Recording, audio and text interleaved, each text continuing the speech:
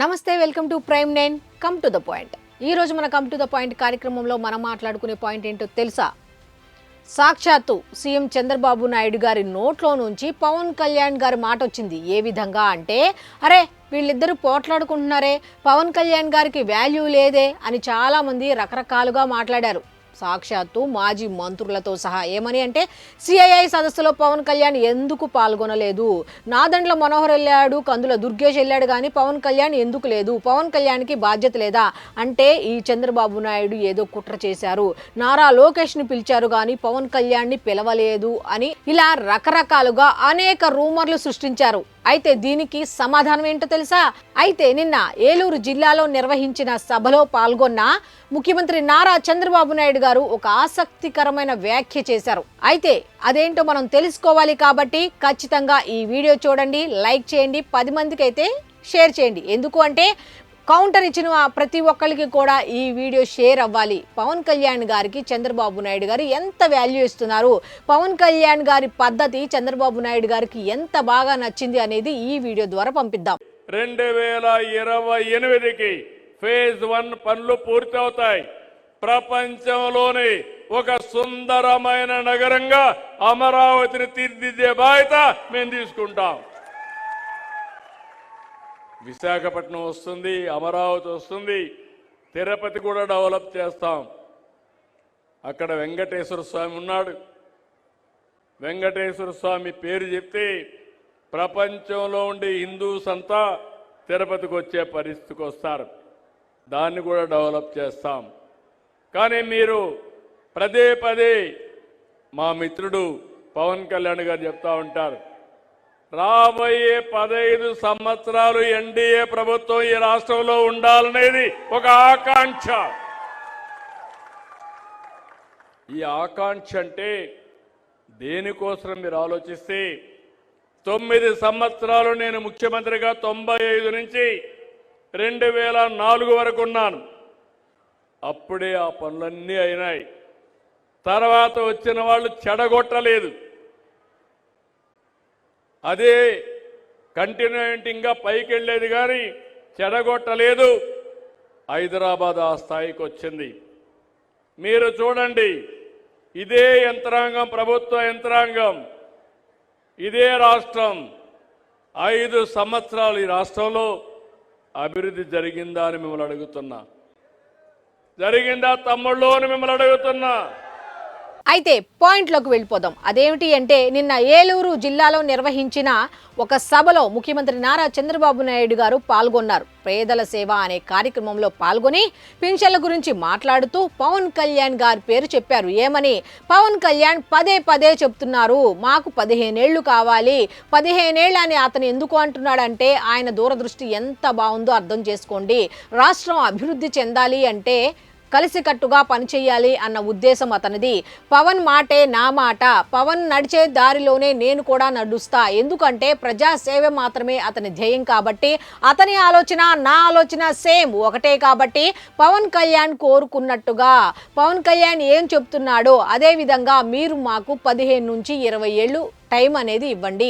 ఆ ఉద్దేశంతో మేము కూడా కలిసికట్టుగా ముందుకు వెళ్తూ ఆంధ్ర రాష్ట్రాన్ని అభివృద్ధి చేస్తాము అనే మాట అయితే చెప్పుకుంటూ వచ్చారు.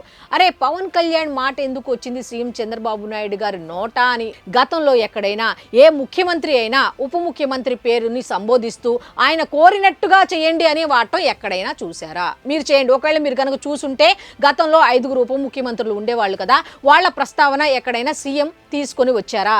వాళ్ళ గురించి పొగట్టం చెప్పారా? కనీసం మంత్రులు ఏమైనా పనులు చేస్తే చెప్పుకుంటూ వచ్చారా? కనీసం ఆ మంత్రులు బూతులు మాట్లాడుతుంటే కనీసం ఖండించారా? ఒకసారి ఆలోచించండి. లేదు ఇలా చేశారో అలా చేశారని మీకు గనక అనిపిస్తే ఖచ్చితంగా మీరు కామెంట్ చేయండి. ఎందుకంటే గతంలో ఏ సీఎం కూడా ఉప ముఖ్యమంత్రి గురించి ఈ విధంగా మాట్లాడలేదు. ఇంకో విషయం ఏంటంటే తెలుసా, చాలా మంది ఏం చెప్పారు, ఉప ముఖ్యమంత్రి పదవి అనేది అసలు రాజ్యాంగబద్ధమే కాదు అని అన్నారు.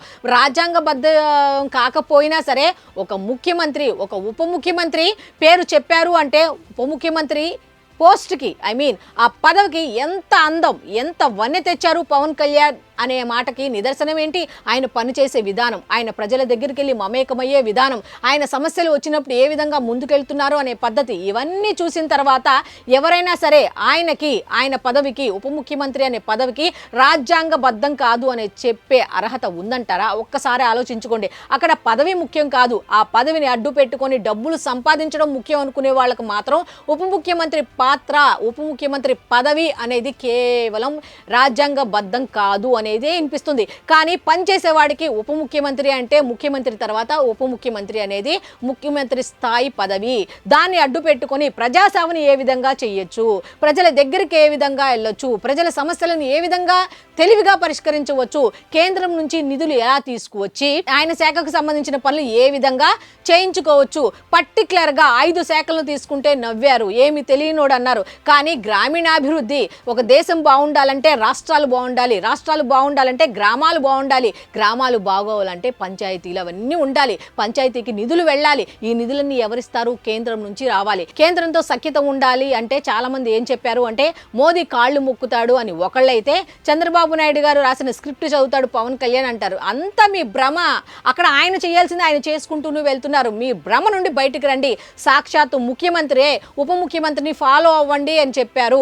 పవన్ కళ్యాణ్ చెప్పినట్టుగా మీరు మాకు 15 ఏళ్ళు ఇవ్వండి అంటూ పవన్ కళ్యాణ్ పేరు మాట్లాడారు అంటే ఆయన స్థాయి ఎక్కడుందో ఒకసారి ఆలోచించుకోండి. దీర్ఘంగా ఆలోచిస్తే అక్కడ అర్థమైంది ఏమిటి అంటే, మొన్న రాజోలు సభలో పవన్ కళ్యాణ్ ఒక మాట అన్నారు.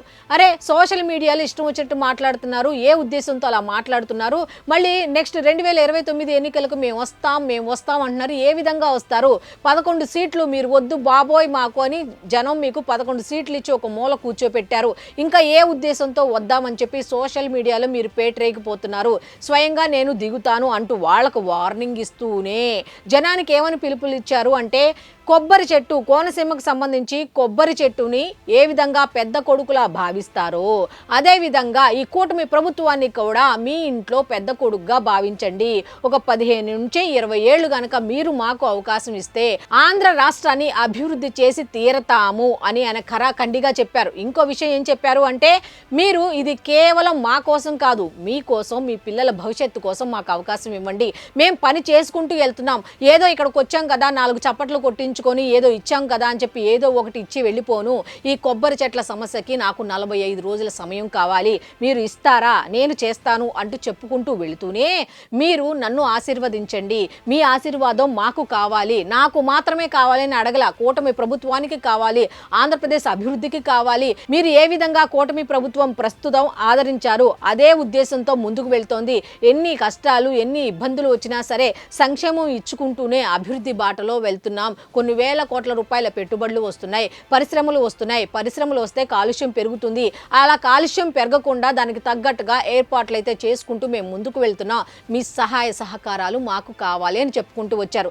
సేమ్ ఇదే నిన్న ఏలూరు సభలో ముఖ్యమంత్రి చంద్రబాబు నాయుడు కూడా యాజ్ ఇట్ ఈస్ గా దింపేశారు. ఏమని అంటే, మీ ఆశీర్వాదం మాకు కావాలి, అలా కావాలి అంటే పవన్ కళ్యాణ్ ఏ విధంగా చెప్పాడో అదే విధంగా మీరు మాకు 15 నుంచి 20 ఏళ్ళు ఇవ్వండి టైము, ఖచ్చితంగా మేము అనుకున్న ప్రతిదీ చేసి చూపిస్తాము అంటూ ఆయన చెప్పుకుంటూ వచ్చారు. ఒకసారి ఆలోచించుకోండి. సో ఇది ఈనాటి కమ్ టు ద పాయింట్ కార్యక్రమం.